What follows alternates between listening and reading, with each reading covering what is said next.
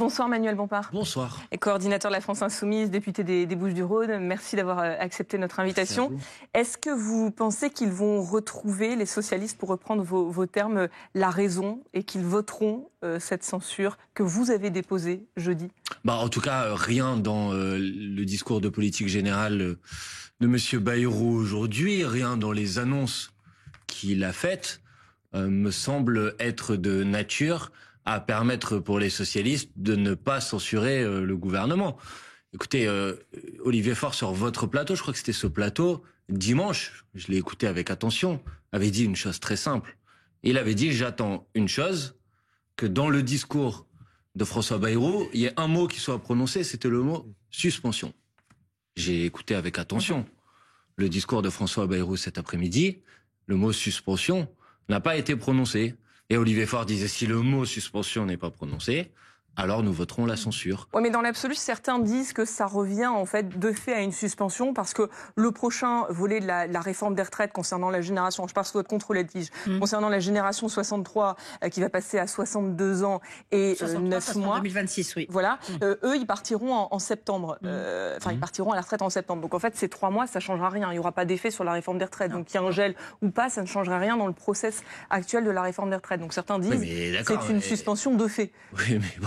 Je veux pas. Après, moi, je suis pas le porte-parole des socialistes. Non, mais y compris leur exigence de suspension était déjà, de mon point de vue, un reniement par rapport au programme que nous avons porté au moment du nouveau Front populaire, qui était déjà terrible. Mais si j'ai bien écouté ce qu'il disait, il disait que leur objectif, c'était d'obtenir quelque chose, une annonce qui devait se traduire par un impact sur la vie des gens. Or, aujourd'hui, cette manœuvre d'enfumage qu'a annoncé M. Bayrou tout à l'heure ne se traduira par aucun impact. Écoutez, franchement, faut pas prendre les gens pour des imbéciles. Vous mettez autour de la table l'ensemble des organisations syndicales et patronales. Vous leur dites, vous êtes enfermés dans une salle pendant 3 mois, et à la fin, soit vous vous mettez d'accord, soit si vous vous mettez pas d'accord, c'est la réforme actuelle qui va continuer à voir le jour. Bon, la vérité, vous le savez très bien, c'est que sur la question centrale, qui est l'âge de départ à la retraite, puisque la revendication que nous portons, le nouveau Front populaire, c'est le retour à l'âge de départ à la retraite à 62 ans. Vous savez très bien qu'il y a une personne autour de la table, en l'occurrence les représentants du patronat, qui vont s'y opposer. Donc en fait, vous avez donné, M. Bayrou a donné un droit de veto au MEDEF sur l'abrogation de la réforme des retraites. Oui, mais justement, vous avez écouté, pardonnez-moi, vous avez écouté ce qu'ont dit Olivier Faure et Boris Vallaud. Ils disent, là, ce qui est présenté par François Bayrou, ça ne suffit pas. Nous, on veut une condition supplémentaire, c'est que les propositions qui seront faites lors de ces 3 mois de conclave soient ensuite soumises au vote du Parlement. J'ai entendu, mais... Et en l'occurrence, ce sera un bon deal si François Bayrou acceptait. Mais madame, François Bayrou, il a prononcé son discours de politique générale cet après-midi. Il va pas le prononcer demain ou après-demain. Les annonces qu'il avait à faire, il les a faites. Il a dit qu'est-ce qu'il envisageait de faire sur ce sujet. Il vous a dit qu'il n'y avait aucun tabou. S'il n'y a pas de tabou, ça veut dire qu'il peut très bien...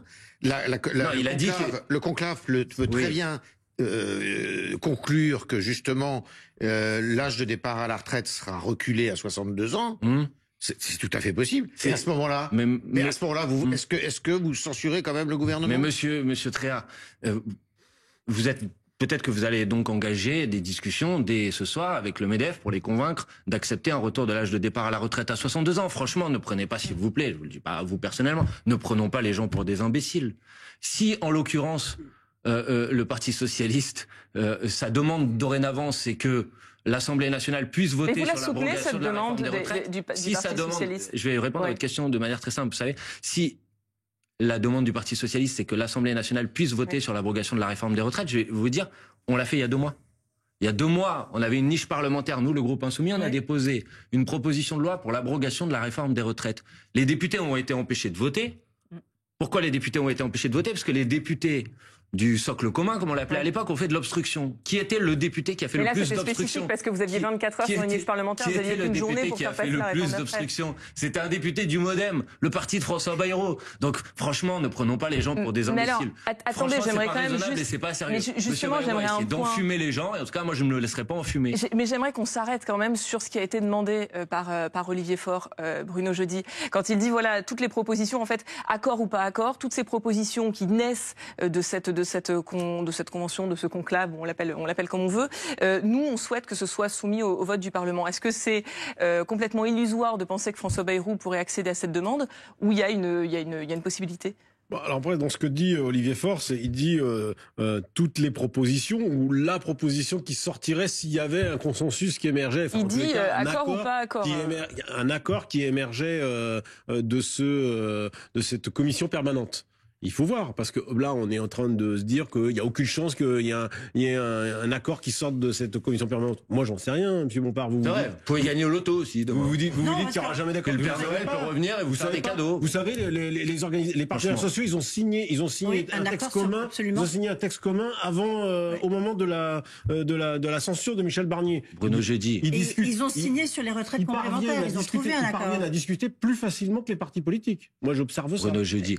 Quand le report de l'âge de départ à la retraite à 64 ans a été proposé à l'époque par le gouvernement de Madame Borne, il y avait une unité de l'ensemble des organisations syndicales de salariés pour s'y opposer, et il y avait des organisations patronales qui faisaient campagne pour que cette réforme voie le jour. Donc, vous pouvez maintenant essayer de me faire croire que finalement, 2 ans plus tard, les organisations patronales vont maintenant se rallier à la revendication de l'abrogation de la réforme des retraites, mais pardonnez-moi, je pense qu'il n'y a que vous qui le pensez. Non, moi j'observe que les partenaires sociaux, ils veulent la stabilité politique. Mais moi aussi, je veux la stabilité politique. Contrairement à vous, ils la veulent vraiment. Non, vous la voulez pas vraiment. Vous voulez la destitution du président de la République. Eux, ils veulent pas la destitution du président de la République. C'est pas la même chose. Mais la définition de qui la stabilité politique.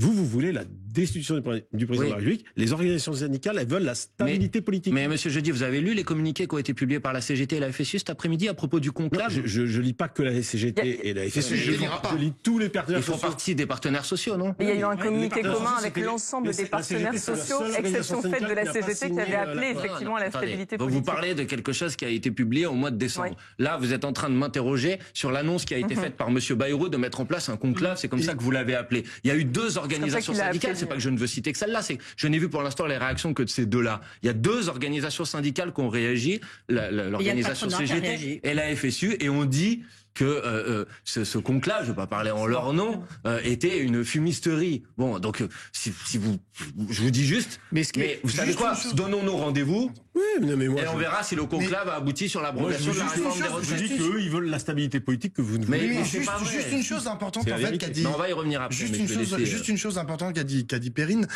dans l'accord, enfin, le texte qui voulait la stabilité de tous les partenaires sociaux, vous l'avez dit, il n'y avait pas la CGT. Donc, moi, j'aimerais bien savoir quelles sont les règles du conclave. Est-ce que l'accord doit se faire à l'unanimité ou pas? Si c'est à l'unanimité, je suis désolé, mais la CGT. Alors, Edwige, attendez,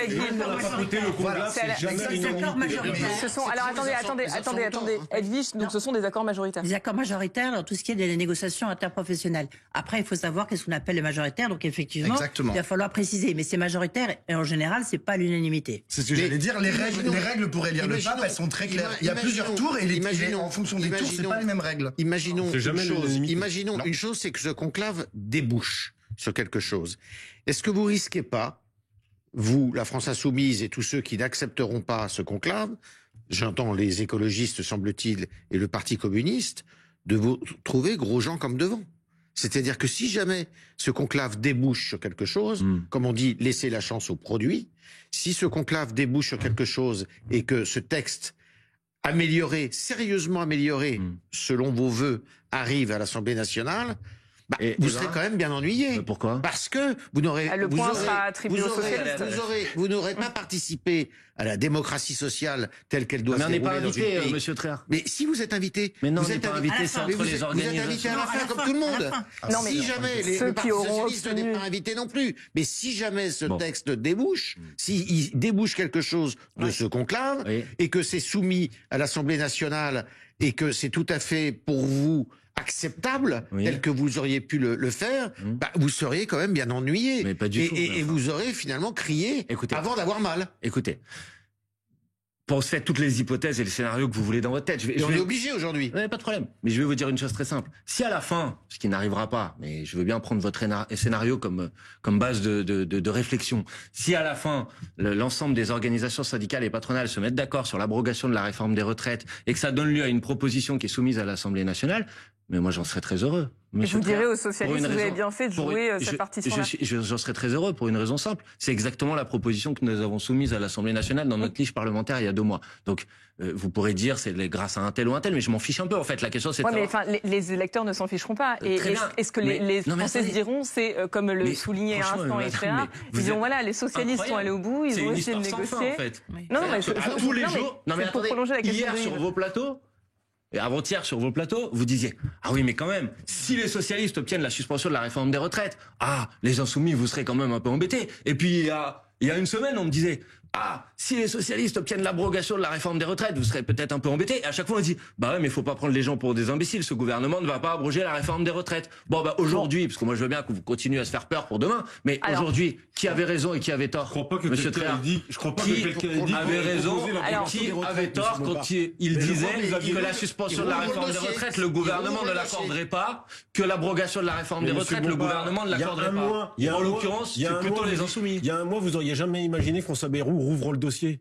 Mais il a rien réouvert du tout, monsieur Jeudi. Il a réouvert quoi? Ça fait depuis 2 ans que j'entends. Cette réforme n'est pas complète. On pourra peut-être la corriger. Arrêtez de prendre les gens pour des imbéciles. Les gens, ils veulent l'abrogation de la réforme des retraites. Ils ont entendu qu'ils rouvraient le dossier aujourd'hui. Et la réforme. Les gens, ils ont entendu qu'ils rouvraient le dossier. Vous parlez à la place des gens. Vous savez ce que pensent les gens. Moi, je vais vous dire ce que les gens ils me disent à moi. Les gens, ils ont fait comme moi. Ils ont écouté.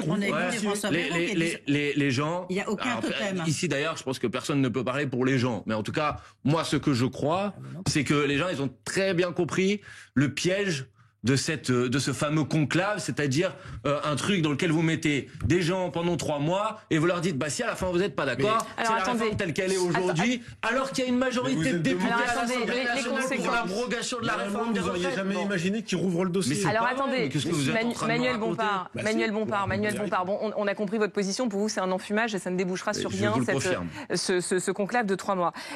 Avançons et projetons-nous là sur les prochaines 48 heures. Si les socialistes, parce que là on est encore dans l'incertitude sur ce que vont faire les socialistes. Si les socialistes votent la censure, est-ce qu'ils seront considérés comme des soutiens du gouvernement et donc comme des opposants politiques? Non, s'ils votent la censure... S'ils ne votent pas la censure? Permettez d'abord que, en ce qui me concerne, je souhaite, et c'est l'objectif que je me fixe et que je nous fixe, je souhaite que le nouveau Front populaire vote d'une seule voix la motion de censure jeudi. Mais il est mort. Mais alors attendez, qu'on précise. Je réponds à une question, pas tout de suite. Alors juste précisons les mots. Est-ce qu'ils seront considérés comme des opposants politiques s'ils votent la censure? S'ils ne votent pas la censure. Les opposants à moi. Excusez-moi, votre question est un peu compliquée. Vos opposants politiques, les socialistes. Non mais si certains députés, qu'ils soient membres du Parti socialiste, qui ont été élus sous l'étiquette du nouveau Front populaire, ne votent pas la censure du gouvernement de François Bayrou, alors ils seront d'abord considérés comme des soutiens du gouvernement et donc, de François Bayrou. Comme des opposants politiques. Et à partir de ce moment-là, on aura effectivement un désaccord, parce que nous sommes dans l'opposition, et eux auront rejoint les rangs du macronisme. Donc évidemment que nous serons en désaccord. Je vous pose la question pour les conséquences que ça implique. Jean-Luc Mélenchon dit tous ceux qui ne votent pas la censure sortent de l'accord du NFP, donc on met des options sur leur circonscription. Ça veut dire que tous ceux qui ne voteront pas votre censure jeudi, vous présenterez un candidat face à eux aux prochaines élections. Ça veut d'abord dire, madame, parce que moi je veux bien qu'on prenne les étapes. Ça c'est Jean-Luc Mélenchon qui se projette. Je suis 100% d'accord. Je réponds à donc votre vous question. êtes d'accord avec ça? Mais une fois qu'on a dit ça, permettez-moi quand même que mon objectif pour l'instant, c'est pas de régler des comptes avec le Parti socialiste. Pardonnez-moi. Mon objectif, c'est d'essayer de protéger le pays. Encore une fois, c'est Jean-Luc Mélenchon qui met les pieds dans le plat. Je réponds à votre question, mais je réponds si vous voulez bien, comme j'en ai envie. Mon objectif premier, c'est de protéger le pays des conséquences de la politique de François Bayrou, et qui s'inscrit dans la continuité de la politique de Michel Barnier et d'Emmanuel Macron. Donc moi, mon objectif cette semaine, c'est pas de régler je ne sais quel compte avec le Parti socialiste. Attendez, c'est de faire tomber le gouvernement de François Bayrou, c'est de le censurer. Et donc je souhaite que les députés du nouveau Front populaire, dans leur globalité, votent la censure. Et je souhaite que cette censure, elle soit adoptée pour que ce gouvernement puisse partir. Pourquoi? Parce que précisément, monsieur Jeudi, pour répondre à l'interpellation que vous m'avez fait tout à l'heure, moi je cherche une solution de stabilité pour mon pays, et je pense que le gouvernement de François Bayrou est incapable de donner une solution de stabilité pour le pays.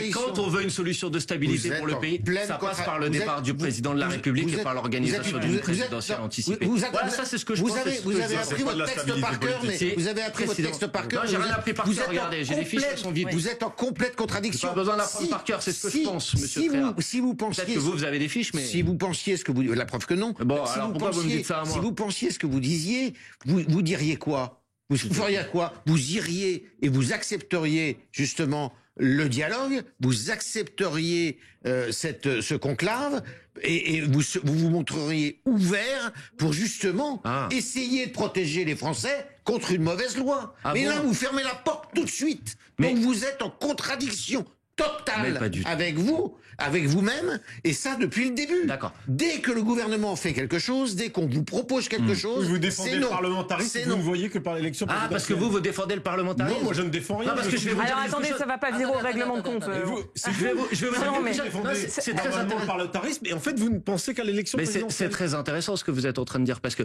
on a passé 10 minutes à discuter d'un conclave sur les retraites, mais si vous défendez le parlementarisme, monsieur Jeudi, faites une chose simple sur les retraites, laissez voter les députés. Non, là, c'est précisément ce que demande. Non, mais c'est ce que demande Olivier Faure et Boris Vallaud. Non, mais attendez, Emmanuel Bompard, c'est ce qu'a demandé les retraites. Bon. De quoi? Vous pouvez pas être contre une discussion entre partenaires sociaux sur l'affaire des retraites. Mais monsieur, les syndicats, ils ont l'intersyndicale a mené bataille contre la retraite. Mais là, on rouvre le dossier. Non, mais vous rouvrez ce que vous voulez. Mais en l'occurrence, vous êtes en train de me dire. Je sais pas. Vous avez dit que c'est de l'enfumage. Non, mais c'est pas ça. Mais vous êtes en train de me défendre le parlementarisme, et je suis en train de vous dire que si vous voulez défendre le parlementarisme, je dis une chose simple: laissez voter les députés pour l'abrogation de la réforme des retraites ou contre. Eh ben non. Pourquoi après? Parce que les partenaires sociaux. Alors le parlementarisme après. François Bayrou propose aux partenaires sociaux de trouver. Non, mais j'ai compris, mais vous n'êtes pas le porte-parole de François Bayrou ici. Donc laissez-moi défendre. Alors attendez, on a compris votre position. On a compris votre position là-dessus. Alors, attendez,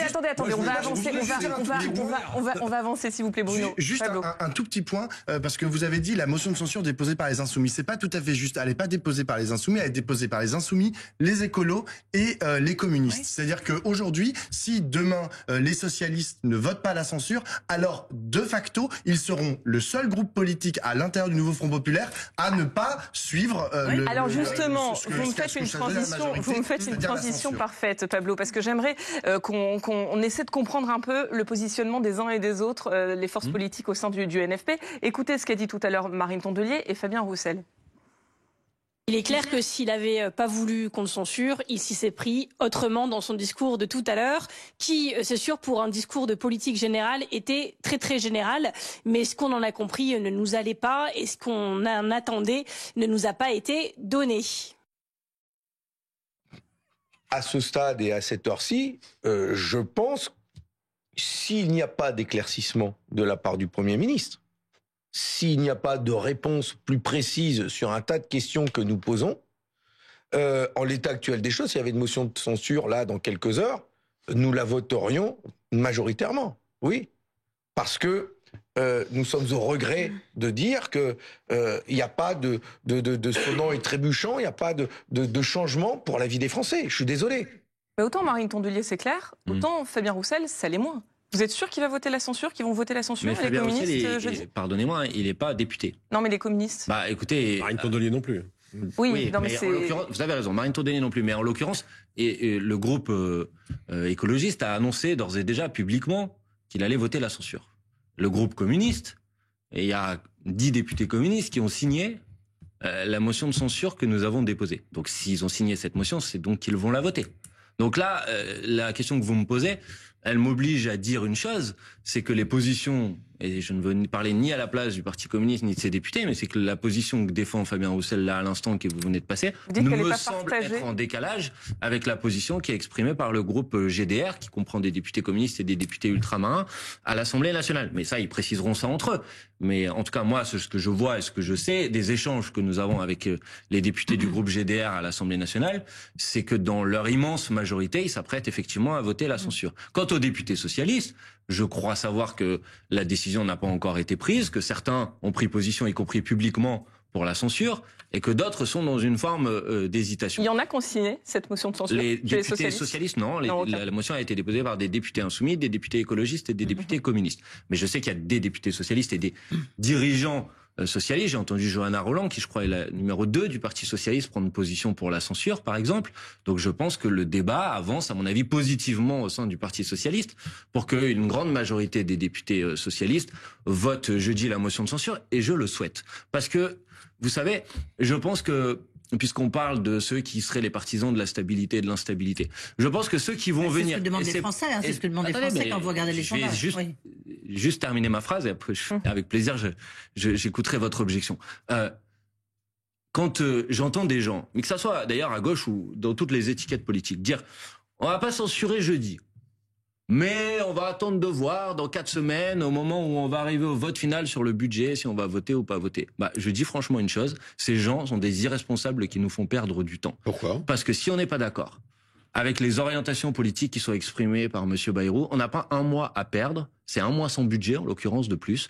Il vaut mieux censurer tout de suite M. Bayrou et créer les conditions d'un autre budget qui sont un budget qui réponde aux urgences mais sociales, ils savent que la censure ne peut pas passer, là. Climatiques. La censure passera pas. Mais là. évidemment qu'elle peut passer, la censure. Non, vous n'avez pas le vote du Rassemblement National. La vérité, c'est qu'aujourd'hui, vous avez raison sur un point, le Rassemblement National est aujourd'hui le parti qui peut sauver François Bayrou et Emmanuel Macron. Voilà la question qui leur est posée. Moi, j'ai rien à leur demander. Je dis juste une chose simple. Il y a des électrices et des électeurs qui ont voté pour des candidats pour la rupture avec la politique d'Emmanuel Macron et qui s'apprêtent à nouveau à permettre la continuité de la politique d'Emmanuel Macron. Et je pense que c'est un reniement des engagements qu'ils ont pris devant les électrices et les électeurs. Et moi, je crois à l'honnêteté, à la sincérité des positions qu'on défend dans une campagne électorale. Ce qui veut dire, c'est que si le PS ne vote pas la censure là, ce sont des traîtres. Je n'ai pas employé ce mot, Yves Tréhard. J'ai dit que si certains qui se sont fait élire sur le programme du nouveau Front populaire, qui contenait par exemple l'abrogation de la réforme des retraites, l'augmentation du SMIC, le développement du budget des services publics, qui contenait en son sein des investissements massifs dans la transition écologique. S'il y a des gens qui ont été élus sur ce programme et qui, la conséquence de leur élection sur ce programme, c'est finalement d'accompagner la continuité de la politique d'Emmanuel Macron qui fait précisément l'inverse depuis 7 ans, je pense effectivement qu'ils auront renié la parole qu'ils auront donnée aux électrices et aux électeurs. Pablo, juste sur les mouvements en ce moment au sein du NFP, c'est quand même intéressant parce qu'en écoutant les uns et les autres ces derniers jours, les Marine Tondelier, les Fabien Roussel, les Olivier Faure, on avait le sentiment que le NFP s'était reconstitué autour des écologistes, des communistes et des socialistes sans les insoumis. Est-ce que le centre de gravité a changé, comme l'a dit cet après-midi Jean-Luc Mélenchon? Moi, je crois qu'il ne faut pas regarder la politique, et en particulier le nouveau Front populaire, comme étant des endroits statiques. La politique, c'est des dynamiques. Et aujourd'hui, force est de constater, il y a eu une dynamique à un moment, parce qu'il y a eu des divergences stratégiques. Notamment, vous aviez une partie du nouveau Front populaire, écologistes, communistes et socialistes, qui avaient décidé d'aller discuter avec Et François Fabien Bayrou, Roussel le disait encore, je crois que c'était hier, il disait aujourd'hui la force politique, c'est nous trois, c'est les écologistes, les socialistes et les communistes. Ce sont effectivement les mots de Fabien Roussel, mais comme l'a rappelé Manuel Bompard tout à l'heure, ils engagent Fabien Roussel, et il y a des grosses dissensions entre ce que dit Fabien Roussel et les députés communistes. Mais ce que je veux dire, c'est que là, il y a une nouvelle dynamique qui s'est engrangée à la suite du discours très déceptif pour les socialistes de François Bayrou, qui est la suivante et qui est très claire, c'est que ils ne peuvent pas valider ce qu'a dit François Bayrou dans son discours de politique générale. Et donc, de facto, moi, je ne vois pas comment, s'ils veulent continuer à vouloir être arrimés à la gauche qui est représentée aujourd'hui par le nouveau Front populaire, je ne vois pas comment ils peuvent faire autre chose que voter la censure. Après, ils peuvent faire le choix de ne pas la voter. Mais dans ces cas-là, ça voudrait dire que ce qu'ils ont mis 10 ans à faire, c'est-à-dire redire qu'ils sont de gauche, je rappelle que le PS qui oublie qu'il est de gauche, ça fait 1,7% à la présidentielle. Donc, s'ils veulent à nouveau avoir voix au chapitre et jouer dans la cour des grands, ça veut dire qu'il faut qu'ils soient de gauche, et s'ils sont de gauche, ils doivent voter la censure. Aujourd'hui, hélas, pour eux, ils n'ont pas d'autre choix, et tout ce qui s'est passé ces dernières semaines, il va falloir le mettre derrière. Tout à l'heure, Yves Tréhard disait, est-ce que ce sont il posait la question à Manuel Bompard, est-ce que ce sont des traîtres? Vous savez, les traîtres d'hier, c'est pas forcément les traîtres d'aujourd'hui, ni les traîtres de demain. On l'a vu avec la NUPES, d'ailleurs. On l'a vu avec la NUPES, on l'a vu avec le programme commun, on l'a vu, je veux dire, l'histoire de la gauche est faite de conflits, parfois de très haute intensité, notamment verbale, entre les différentes forces de gauche. Ça veut dire que vous pourriez vous réconcilier avec les socialistes, même s'ils ne votaient pas la censure?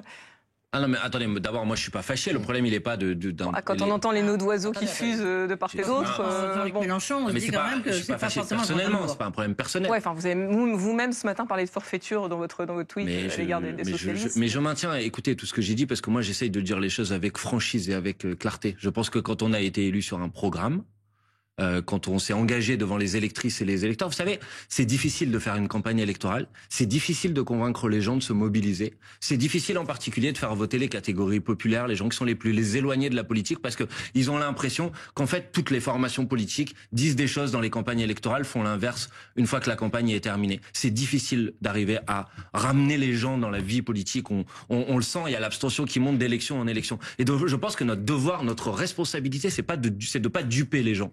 Mais est-ce que ce sont les socialistes qui ont dupé les gens ou est-ce qu'ils se sont fait duper par François Bayrou? Je pense qu'effectivement François Bayrou les a sans doute dupés. Ça c'est une possibilité. Donc ils ont péché par excès de naïveté pour vous? Mais comment on peut être aussi naïf pour croire qu'un gouvernement qui contient en son sein par exemple Madame Borne, qui est la première ministre qui a mis en place la retraite à 64 ans, allait faire l'inverse aujourd'hui?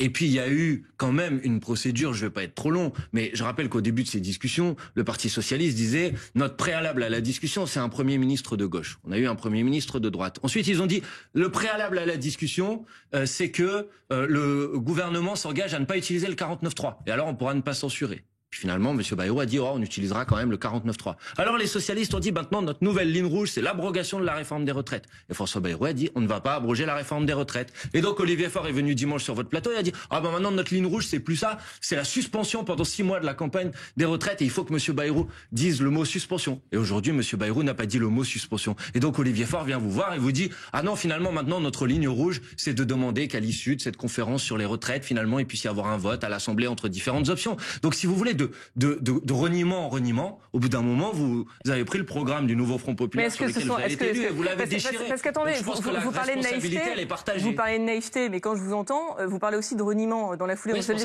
Mais est-ce qu'ils se sont vendus, les socialistes? Mais pourquoi je sais la gourmandise avec laquelle vous voulez essayer de me faire dire du mal. Non, du tout, j'essaie de utilisant des mots blessants pour les uns et les autres. Mais moi, mon adversaire dans cette situation, mon opposant, mon sujet, c'est pas comment il faut qualifier les socialistes. Je pense qu'ils ont fait preuve d'une naïveté et que totale. Et je pense que tout le monde a constaté aujourd'hui à quel point ils se sont retrouvés en quelque sorte comme étant les dindons de la farce. Ça, je pense que tout le monde l'a vu aujourd'hui. Maintenant, une fois qu'on a dit ça, moi, ma priorité, mon objectif, c'est que tout le monde se regroupe autour de la motion de censure que nous avons déposée jeudi pour essayer de renverser le gouvernement. C'est ça notre objectif. Mais ce qui est extraordinaire, parce que vous avez un art consommé de la persuasion qui est extraordinaire. Je le prends comme un compliment. Vous avez un talent fou. Merci beaucoup. Parce qu'il n'y a rien de tout ça. La conversation, la négociation est ouverte. Qu'est-ce qui est faux dans ce que j'ai dit, Yves Tréhard? Ben non, la négociation est ouverte. Vous dites déjà qu'ils vont Ça, c'est un commentaire de journaliste que vous avez fait en disant qu'ils sont en train de se faire rouler dans la farine. Vous n'en savez rien.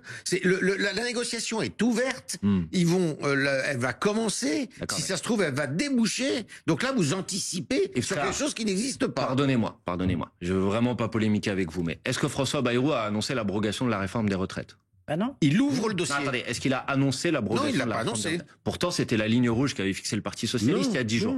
Est-ce que François Bayrou, il y a 10 jours, il a fixé pas. Est-ce que François Bayrou a prononcé le mot de suspension dans son discours de politique générale cet après-midi? Pourtant, c'est la ligne rouge. C'est la ligne rouge que fixait Olivier Faure dimanche sur votre plateau. Et d'ailleurs, il disait, c'est pas moi, je parle pas à sa place. Il disait, s'il n'y a pas suspension, il y a censure. Oui, mais encore une fois, c'est ce qu'on disait tout à l'heure, ça revient à une suspension de fait, puisque le nouveau volet supplémentaire, ça remise en chantier de la réforme des retraites. S'il vous plaît, ça ne revient pas. Non, ce n'est pas vrai. Non, mais là, sur s'il vous plaît, il faut éclairer les gens de manière honnête. Justement, sur ces 3 mois, ce que je disais, le nouveau volet supplémentaire de la réforme des retraites, donc la génération 63, c'est ça? J'ai compris votre argument, vous l'avez donné, madame. Je peux vous poser une question pour préciser. Juste une question en réponse pour qu'on précise bien et qu'on essaye de vérifier qu'on est d'accord. Dites-moi qui est la personne en France qui devait partir à la retraite à 62 ans et 6 mois, et qui va finalement partir à la retraite à 62 ans et 3 mois, qui est concerné par le fait que M. Bayrou vient d'annoncer l'ouverture d'une discussion. Est-ce que vous en trouvez une personne? Est-ce qu'il y a une personne pour qui cette annonce va changer son âge de départ à la retraite? Mais le fait est qu'il n'y a pas... Madame, est-ce qu'il y en a une en France? Non, mais là, il n'y a pas d'incidence. Est-ce que vous pouvez répondre à la question? Attendez, est-ce qu'il y a une personne, là, tout de suite, par l'annonce de M. Bayrou, qui va pouvoir partir à la retraite plus tôt que ce qui était prévu initialement? Elle est en application, la réforme. Oui. Donc oui, mais voilà, donc là, on est déjà... Vous êtes d'accord que ce que demandait... Je veux encore une fois pas parler à la Je vois pas votre point. Attendez, on va essayer de se mettre d'accord. Vous êtes d'accord que ce que demandaient les socialistes, c'est que M. Bayrou fasse aujourd'hui une annonce qui ait un impact concret pour un certain nombre de gens en France. Oui. Est-ce que l'annonce qui vient d'être faite, là, pas peut-être demain si les discussions aboutissent, est-ce que l'annonce qui vient d'être faite a un impact sur la vie des gens? Parce qu'il s'est exprimé là-dessus. Il a dit, attendez, il y a une fenêtre de tir, on en parlait tout à l'heure, en 2026, parce que vous savez, on augmente par palier pour atteindre les 64 ans, d'accord? Donc là, il a dit, il y a une fenêtre de tir, où là, pour l'instant, les gens qui vont partir à la retraite, ça sera à 62 ans, 3 ou 7, je ne sais plus exactement 3, 6, le nombre 9, de mois. Oui, c'est ça, voilà. Je ne sais plus exactement au jour d'aujourd'hui où est-ce qu'on en est. C'est que pour 2026, que là, ça changera quelque chose ou pas. Voilà. Ou pas. Ou pas. D'accord. Ah oui, mais ça dépend de la discussion. Mais après, parce qu'on va être peut-être un peu technique pour les gens qui nous écoutent. Non, mais c'est pour ça que je reviens pas sur l'argument technique, mais vous étiez en train de me dire que ce n'était pas vrai quand je disais que François Bayrou n'avait accordé ni l'abrogation ni la suspension de la réforme des retraites. Eh ben, si, c'est vrai, François Bayrou n'a accordé ni l'abrogation ni la suspension de la réforme des retraites. Non, là, il a ouvert une discussion, et peut-être que demain, dans 3 mois, si un tel et un tel et un tel sont d'accord, et si le soleil se couche à 8 heures, et bon, peut-être qu'à la fin, il y aura un impact. Mais peut-être que non aussi. Peut-être que non aussi. Votre position, elle est connue, c'est le tout ou rien. Mais là, ils essaient de trouver un chemin pour remettre. Et ils ont gagné quoi alors? La réforme des retraites. D'accord. Ils ont gagné de pouvoir. Monsieur, ma position, c'est pas le dossier pendant 3 mois, enfin même 1 mois plus 3 mois, plus exactement. Il est trop bon, monsieur Bayrou. Mais je vous dis pas qu'il est trop bon. Je vous redis ce qui se passe. Vous arrivez dans une discussion. Vous êtes toujours sur le tout ou rien. Mais je suis pas sur le tout ou rien. Je suis pas sur le tout ou rien. Je vous dis une chose très simple.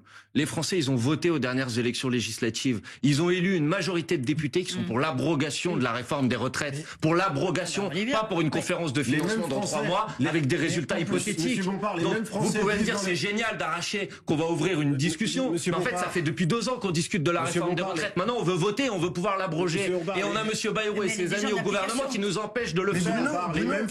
Les mêmes Français vous disent dans un sondage paru vendredi, donc c'est 2 Français sur 3 veulent le compromis et ne veulent pas de la censure. Mais il y a même une majorité des électeurs. Bruno, il faut arrêter avec cette remise en chantier. Juste si je peux me permettre. Non mais parce que la remise en chantier, il y a déjà eu un chantier en fait. Et le chantier, moi je me souviens très bien. Olivier Dussopt, ministre du Travail, il avait reçu tous les partenaires sociaux, etc. Oui, je sais. Mais ce que je veux dire, c'est qu'il a déjà, ce chantier a déjà existé et il a abouti à pot de balle. Et il a abouti à du tout. Franchement, vous êtes fort. Non, moi pour essayer de faire le service après-vente de discours aussi vide comme celui d'aujourd'hui et essayer de faire croire qu'il y avait quelque chose dans le discours complètement creux et vide de François Bayrou cet après-midi. Non, mais franchement, les Français eux-mêmes vous disent, je salue votre talent pour essayer de faire croire qu'il y avait quelque chose cet après-midi. Mais il n'y avait rien. Vous pouvez railler autant que vous voulez. N'oubliez pas que les Français vous ont dit on veut le compromis ou la censure. D'accord. Largement. Ah, parce que donc les sondages, je vous le dis, vous accordez les sondages, vous en parlez quand ils vous arrangent. Ah ouais, mais justement, Bruno, je dis, vous accordez une importance aux sondages. Je n'accorde pas d'importance aux sondages, je les lis. Ouais, très bien. Donc vous avez. Vous d'ailleurs, vous les lisez encore plus que moi. Très bien. Donc vous avez lu le sondage qui vous dit que plus de 6 Français sur 10 sont pour le départ d'Emmanuel Macron et sa démission. Vous l'avez lu celui-là aussi ou pas? Non, il y en a eu un seul et j'ai marqué. Mais c'est pas vrai, il n'y en a pas eu un seul, il y en a encore eu un cet après-midi. Franchement, est-ce que c'est vous qui prenez les sondages qui vous arrangent et les sondages qui vous pour le reste. La question, elle n'est pas sur Emmanuel Macron, elle est sur les. Très bien. Elle est sur le sujet d'aujourd'hui, à savoir la censure, à savoir la censure. Mais Bruno, j'ai dit. Mais je vais vous dire, je suis surpris qu'il n'y ait pas eu. Il n'y a pas de présidentielle. Je vais vous dire, je suis surpris qu'il n'y ait pas eu 100%. Parce que si vous posez la question de savoir s'il faut que tout le monde se mette d'accord sur les retraites, mais tout le monde pourrait être d'accord. La question c'est, À quelles conditions? On se met d'accord? Parce que parmi les 70% des gens qui disent qu'ils font un compromis sur les retraites, combien vous en avez qui pensent que c'est parce que le gouvernement doit rallier la position de l'abrogation? Et combien vous en pensez, combien vous en avez là-dedans qui pensent que c'est parce que les insoumis doivent rallier la position du gouvernement?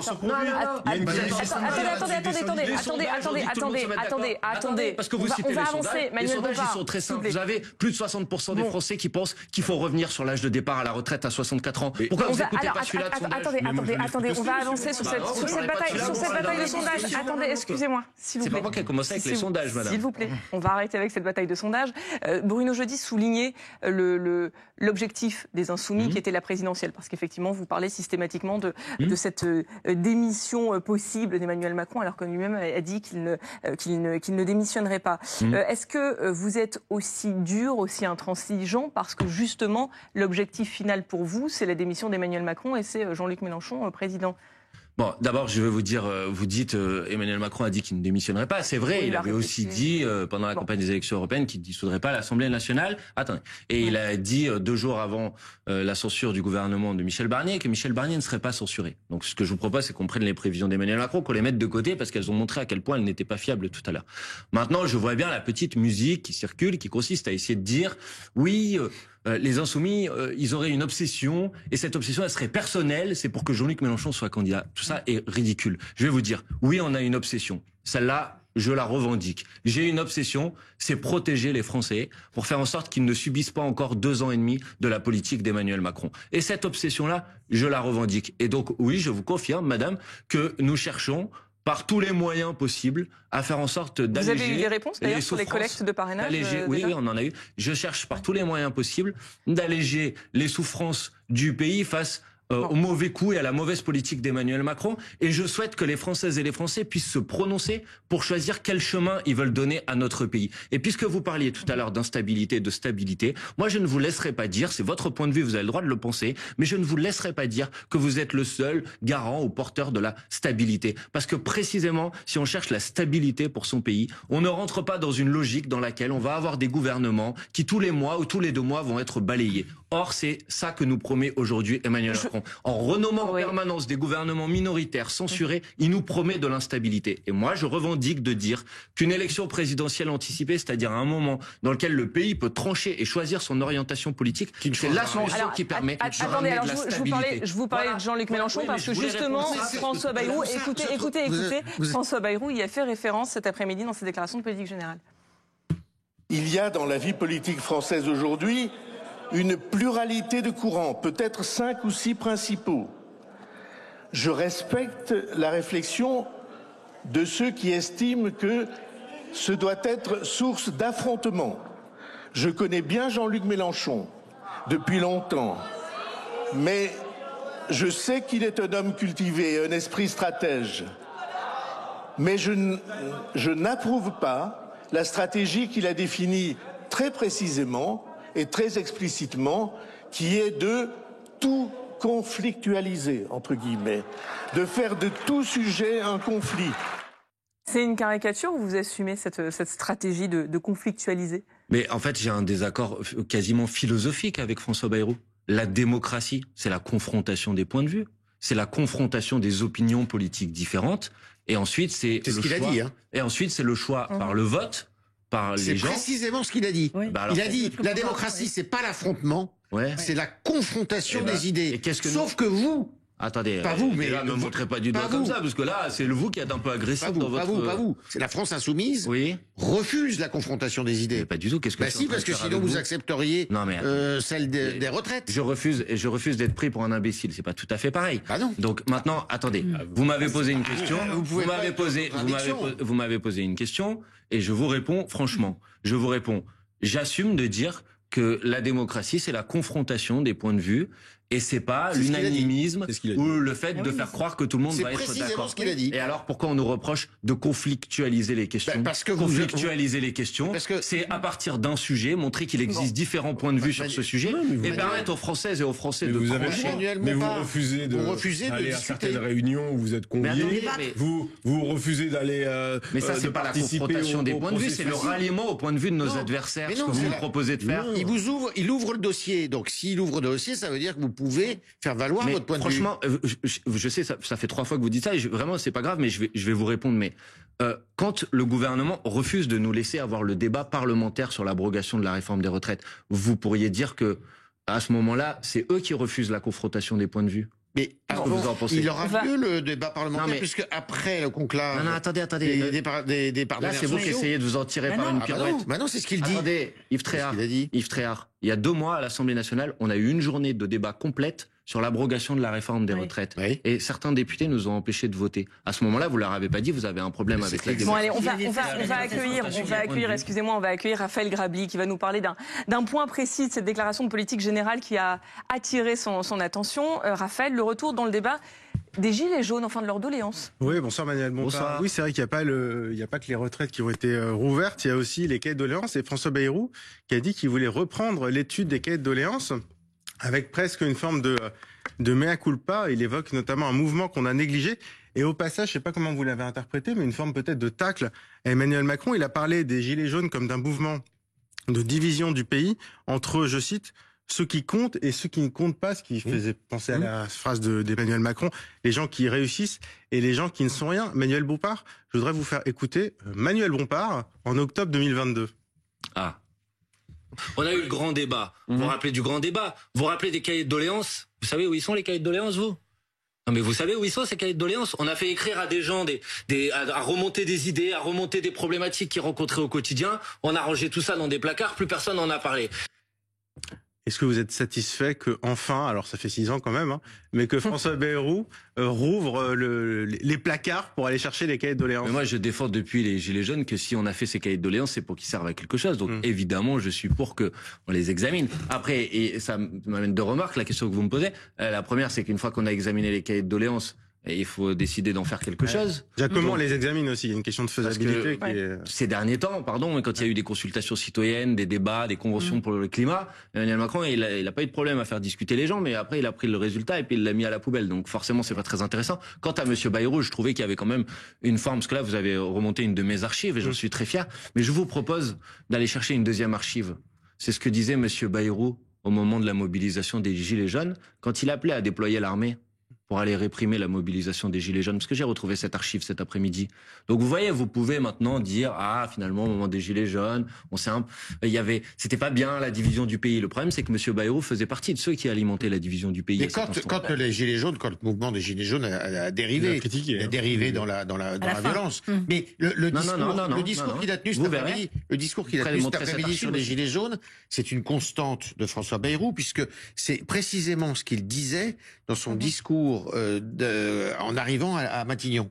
Il a dit que un de ses principaux objectifs, c'était de réconcilier justement la France périphérique, ce qu'on appelle l'idée n'est pas nouvelle. Michel Barnier aussi avait dit qu'il voulait rouvrir les cahiers de doléances. Il avait beaucoup insisté là-dessus. Et il a insisté sur la France des villages aussi. Mais Monsieur Tréhard, vous vous rappelez des revendications des Gilets jaunes? Parce que moi, je m'en rappelle. Oui, bien sûr. Référendum d'initiative citoyenne.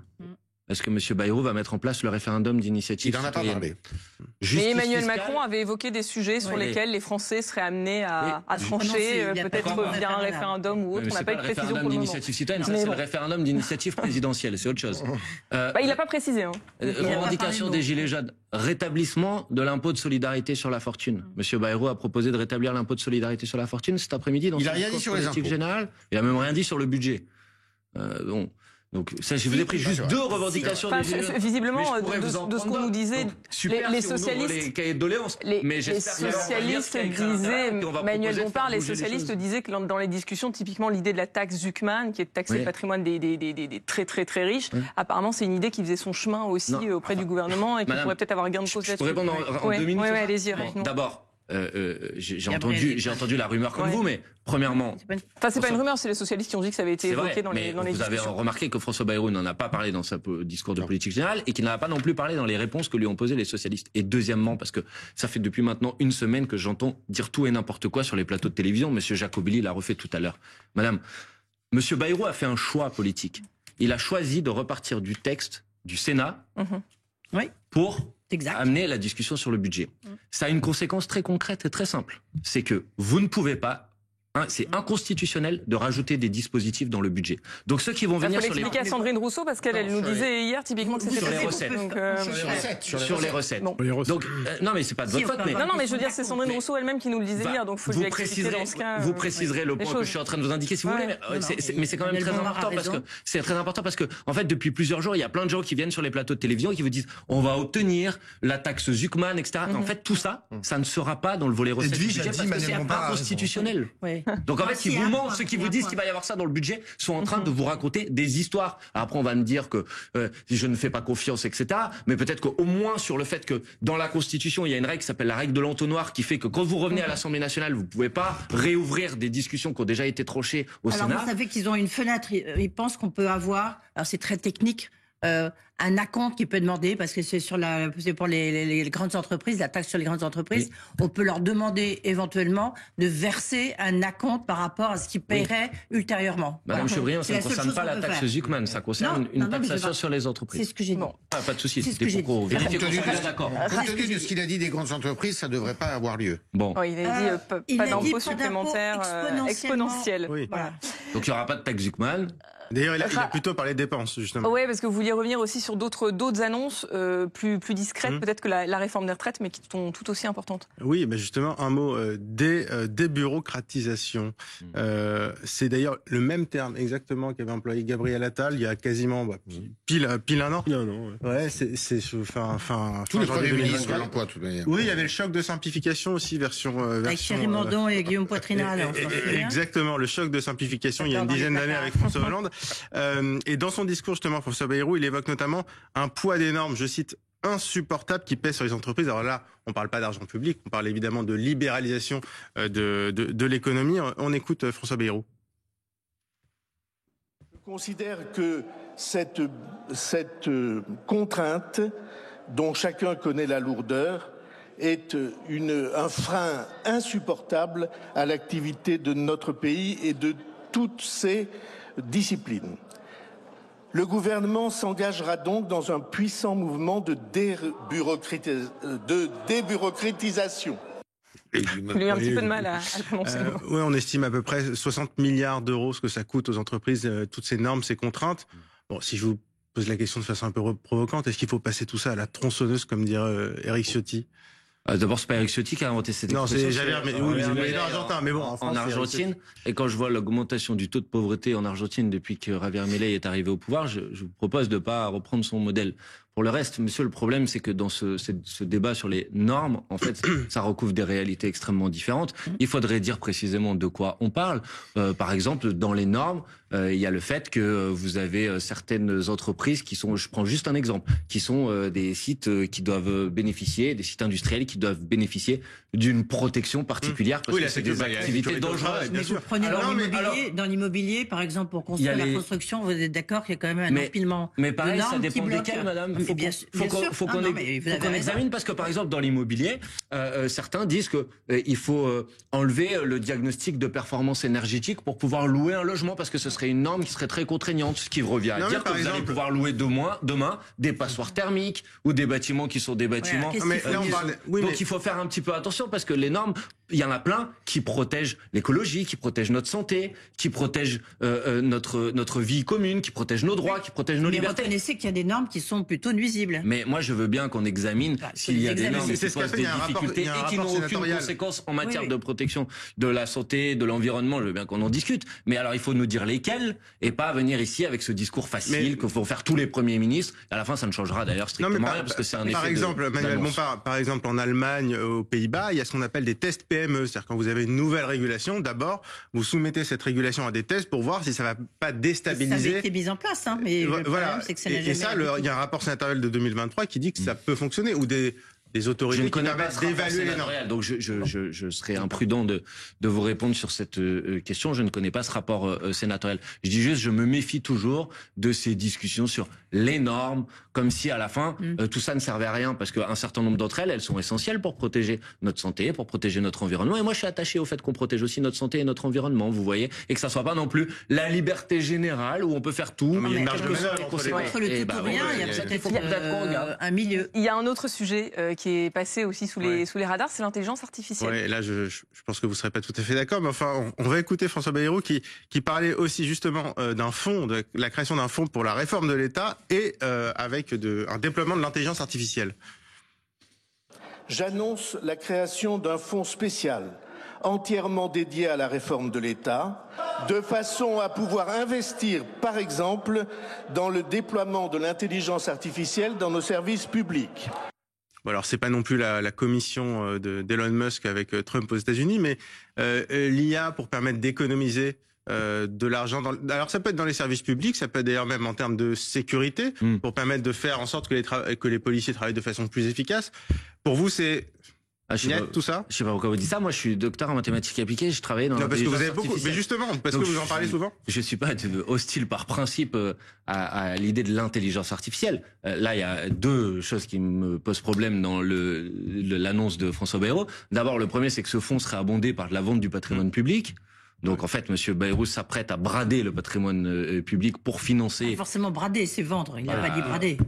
Pas vendre, pas brader, vendre. Si vous voulez, vendre notre patrimoine public. Immobilier, oui. Ce qui me pose personnellement un problème. Et puis deuxièmement, et ensuite l'intelligence artificielle, vous savez, ça peut avoir des impacts positifs. Il y a des applications pour l'intelligence artificielle dans le domaine médical. Je pense que personne en France sera contre les applications de l'intelligence artificielle dans le domaine médical. Mais ça peut être aussi très négatif. Par exemple, quand on commence à utiliser les mécaniques de l'intelligence artificielle pour soi-disant optimiser la productivité du travail dans un certain nombre d'entreprises et donc que les salariés deviennent surveillés par des algorithmes et devant répondre aux injonctions des algorithmes, alors ça pose des problèmes en matière par exemple de protection des droits des travailleuses et des travailleurs qui personnellement me posent problème. Donc qu'est-ce que veut dire Monsieur Bayrou? Qu'avec l'intelligence artificielle, il va soumettre par exemple nos fonctionnaires aux contraintes auxquelles sont soumis les travailleurs de Uber, de Amazon, etc. Ça peut être gagner du temps sur de la recherche documentaire, ça peut être à l'hôpital, c'est vrai, effectivement. Donc s'il s'agit du temps médical aussi. Donc s'il s'agit, donc c'est pour ça que je ne peux pas vous répondre oui ou non. S'il s'agit d'avoir l'utilisation, qui va être contre le fait que des choses qui sont faites aujourd'hui par des logiciels qui ne sont pas ou qui ne contiennent pas l'intelligence artificielle qui permet, on va dire, d'être plus efficace, plus intelligent, plus malin, de mieux cibler par exemple en matière de protection civile les endroits où il va y avoir des risques d'incendie. Il y a des algorithmes d'intelligence artificielle qui permettent de faire ça. Ça, je serais pas contre. Si par contre, et c'est là mon désaccord avec les JO, puisque vous venez de prendre cet exemple, il s'agit de commencer à introduire des formes de surveillance algorithmique dans lesquelles on va cibler les gens en fonction il n'y a pas de reconnaissance faciale. Les JO, il n'y a pas de reconnaissance faciale. Les débats, on les a eus à l'Assemblée nationale l'année dernière. Et le fait qu'on commence à introduire des algorithmes d'intelligence artificielle dans la reconnaissance faciale, si, c'est un problème. La CNIL a validé. Moi, je suis contre ça. Voilà. Oui, mais la CNIL a validé. Donc je suis pas, pardon, je savais pas qu'on allait discuter de l'intelligence artificielle. C'est un sujet qui m'intéresse beaucoup. Je pense qu'il faut sortir de ce discours là, en l'occurrence tout ou rien sur l'intelligence artificielle, c'est-à-dire comme si tout ce qui viendrait de l'intelligence artificielle serait par nature bien et à l'inverse. Donc il y a des bons usages et il y a des mauvais usages. Donc je suis pour favoriser les bons usages et je suis pour empêcher et interdire les mauvais usages. En même temps, quoi. Voilà, une position. Non, une position que j'essaye de faire en sorte qu'elle soit intelligente plutôt qu'en même temps. Merci Manuel Bompard d'avoir